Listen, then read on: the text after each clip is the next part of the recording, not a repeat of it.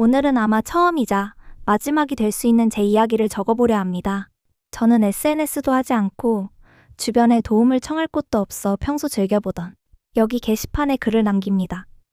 2025년 5월 말 당근마켓 이웃 게시판에서 김씨로 시작하는 유명 여가수 솔로 콘서트 동행자를 구한다는 글을 보고 함께 공연을 보러 갔습니다.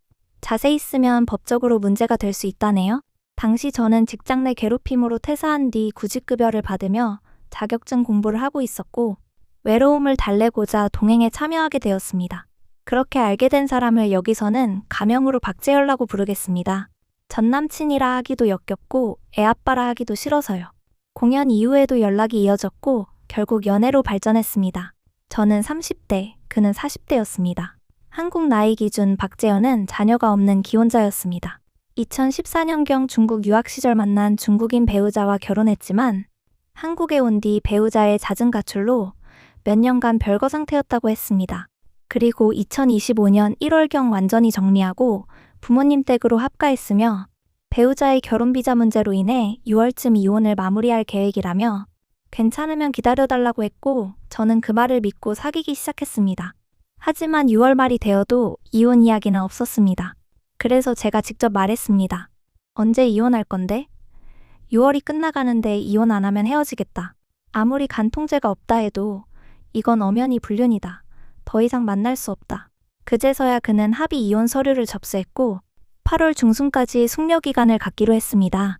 원래는 배우자가 한국에 더 살고 싶다며 연말까지 이혼을 미루려 했기에 그는 애초에 6월에 이혼할 생각이 없었던 겁니다. 참 어이가 없었죠. 결국 제가 헤어지겠다고 강하게 말하니 박재현이 배우자를 다시 설득해 이혼을 진행했습니다. 아마 이번 주쯤 한국과 중국 양쪽에서 이혼이 마무리되었을 겁니다. 8월 중순이니까요. 이런 일련의 과정 속에서 저는 신뢰가 많이 깨졌지만 그는 여전히 다정하고 친절했으며 부모님과 가족 소개까지 해주어 다시 믿음을 이어갔습니다. 추석 연휴 가족 여행에도 저를 초대했고 그의 부모님은 제 앞에서 5살 조카에게 저를 큰엄마라고 부르며 가족처럼 대해주었습니다. 심지어 부모님과 번호 교환까지 하며 자연스럽게 받아들여졌습니다. 그는 콘돔을 끼면 느낌이 안 난다며 피임을 하지 않았습니다. 저 또한 혹여 임신을 하게 되더라도 낳아서 잘 키우면 된다는 생각으로 피임에 신경을 쓰지 않았습니다. 피임 문제를 누구의 잘못이라 단정할 생각은 없습니다. 하지만 그는 늘 말했습니다. 난 무조건 재혼할 거고 상대가 누구냐고 묻는다면 바로 너라고 할 거다. 그래서 내 가족에게도 널 소개한 거다. 너랑 평생을 함께 할 거다. 그 달콤한 말에 속아 저 역시 깊이 몰입해버렸고 결국 피임을 가볍게 여긴 것 같습니다. 그때 깨달았습니다. 이래서 예전에는 혼인빙자 간음죄라는 게 있었구나 하고요. 7월, 그는 직장 내 부하 여직원에게 욕설을 해 징계해고를 당했습니다.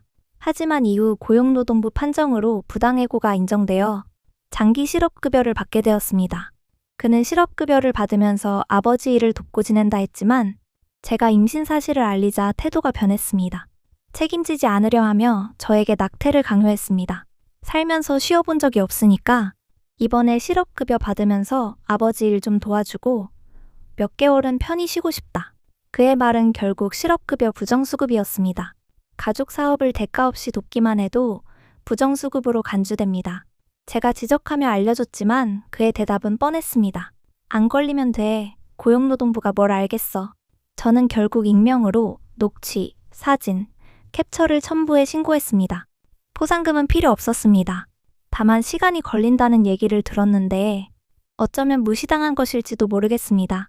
지금도 그는 구직급여를 수급 중입니다. 그리고 그는 말했습니다. 낙태해라. 세포덩어리 지우면 되지 않냐? 애는 나중에 또 가지면 된다. 마치 낙태가 당연하다는 듯 말하는 그의 태도는 저를 무너뜨렸습니다.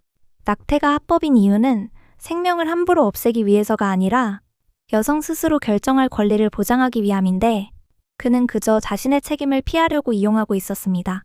제가 낙태를 거부하자 그는 협박했습니다. 병원에 강제로 끌고 가겠다. 저는 매일 생각했습니다. 생명을 지키려는 것이 잘못인가? 낳아서 키우면 미혼모인 내가 잘못인가? 차라리 낙태하면 자유와 평온을 얻는 걸까? 하지만 그럴 수 없었습니다. 그 후 그는 연락을 끊고 잠수를 탔습니다. 그는 돈이 없는 것도 아니고 집이 가난한 것도 아니고 10대도 20대도 아닙니다. 불치병도 빚더미도 아닙니다. 국가에서 지원이 안 나오는 것도 아닙니다. 그런데 왜 저와 제 아이는 이렇게 버려져야 합니까? 그의 어머니에게 문자까지 보냈지만 읽고도 답이 없었습니다. 모두가 도망쳤습니다. 억울함의 법적 대응 방법을 찾아봤습니다.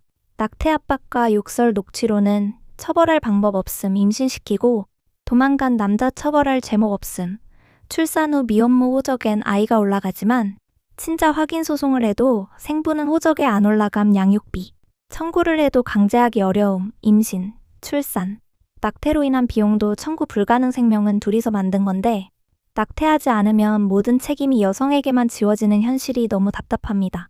낙태가 사실상 합법처럼 된 뒤 사람들은 너무 쉽게 낙태해라고 말합니다. 도망간 박재현을 보며 저는 점점 제 자신이 미련하고 멍청해진 것 같았습니다. 날은 덥고 입덧은 시작되고 요즘은 살 가치가 없다는 생각까지 듭니다. 책임이 사라진 사회, 책임이 없는 사람들 속에서 저는 오늘도 버티고 있습니다.